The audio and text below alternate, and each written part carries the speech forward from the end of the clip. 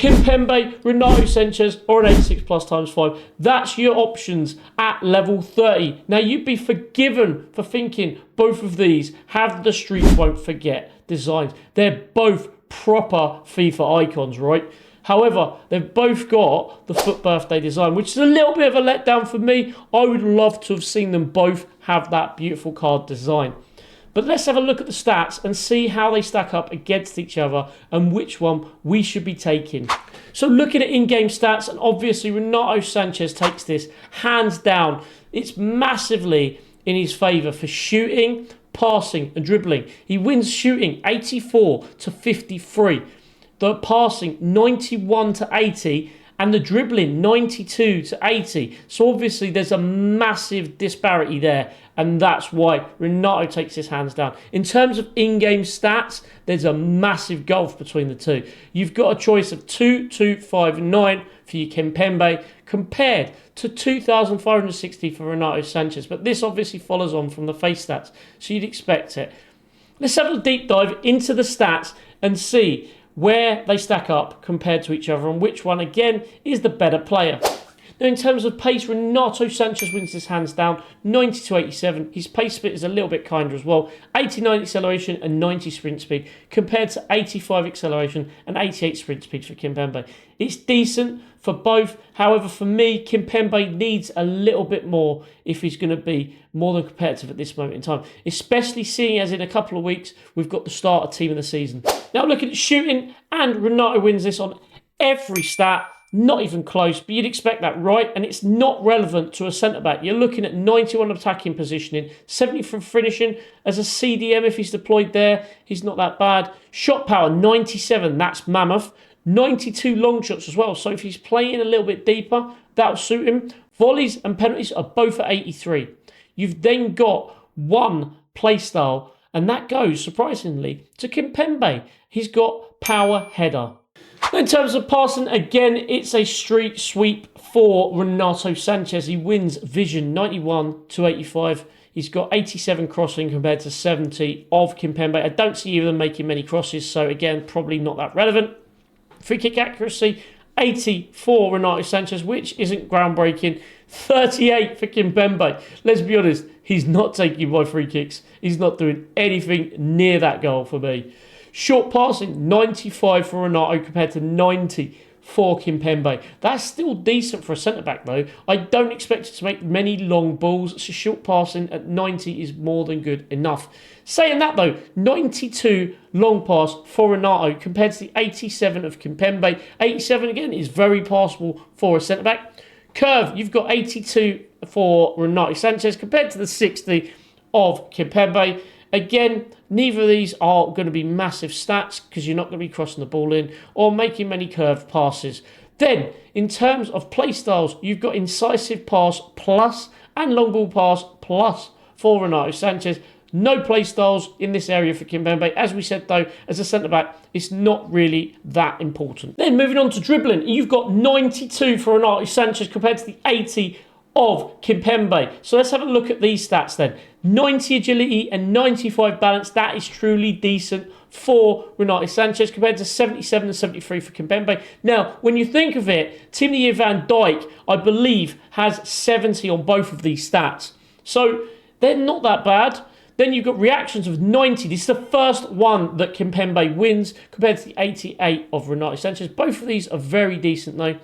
Ball control, 93 for Renato Sanches compared to the 90 of Kimpembe. Again, both very passable in their positions. 92 dribbling, 96 composure for Renato Sanches compared to the 73 dribbling and 92 composure of Kimpembe. So again, I think they're more than passable.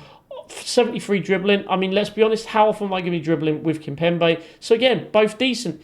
You've got two play styles for Renato Sanches. One is technical and one is first touch as well. Neither are plus, just your basics. In terms of play styles, you've nearly got a full house for Kimpembe. You've got block, intercept, anticipate, slide tackle, and bruiser plus. Now, I'd really like to see anticipate plus here for Kimpembe, but you know what? They're not bad, are they? Let's be honest. You've nearly got a full house. The only one missing is jockey, which, to be honest, you can manually control if you want. Then, in terms of play styles, you've got 2 for Renato Sanches, 1 being jockey, 1 being bruiser. No pluses there, though. Now, in terms of physical, Kimpembe wins this 92 to 90. The only stat Renato Sanches wins in physical is the stamina stat, and he wins that 88 to 81. However, as a centre-back, I would be expecting Kimpembe not to be running around anywhere near as much as Renato Sanches, so he does need that. Plus, Kimpembe also has relentless. He also has aerial plus, so twinned with that 96 jumping,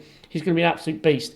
You've then got 96 strength and 97 aggression for Kimpembe compared to the 90 strength and 92 aggression of Renato Sanches. So on that, Kimpembe wipes the floor with them. In terms of perfect links, 4 Kimpembe, and you are spoilt for choice. Think Fantasy FC Matuidi. You've got Zaire Emery. You've got the new Dream Chasers Dembele, Govu Barcola. I mean, Ginola is obviously behind the curve, but hopefully soon he'll be involved in Evo. You've then got your Zidane, your Cavaras, your Nuno Mendes. That left back as well, by the way, the new one, looks really nice, the Dream Chasers one.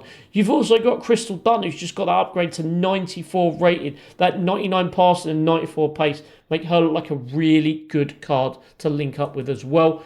Then in terms of your weak links, you've pretty much got every single French player.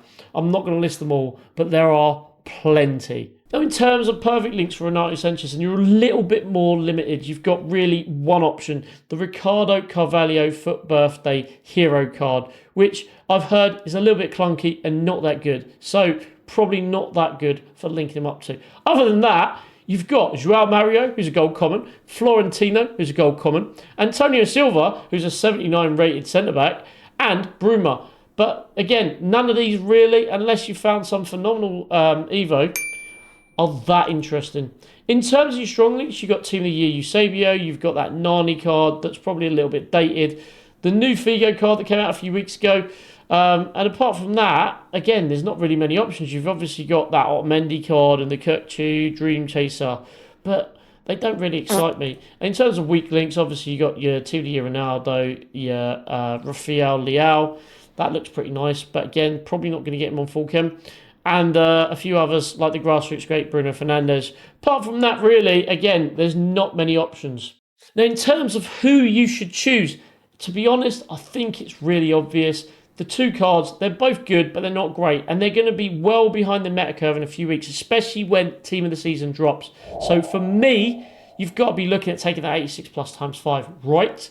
I mean, the chance that I could get a card that will run for the next few months, I've got to take that risk, because both of the other 2 will probably end up in the Hullet SBC or some other SBC in the next couple of weeks. They really don't excite me. They're not going to get an Evo anytime soon because they're 91 rated. We haven't even got a 90 rated Evo yet. It may come in Team of the Season, but guess what? It's going to be way too late for me. Now, guys, if you made it this far in the video, I just want to say thank you so much for watching. If you could drop that subscribe button, it really does mean the world to me. We are pushing on to 1,100 subs, so if we can make that by the end of the month, that would be phenomenal. Anyway, thank you again for watching, and I'll see you in the next video.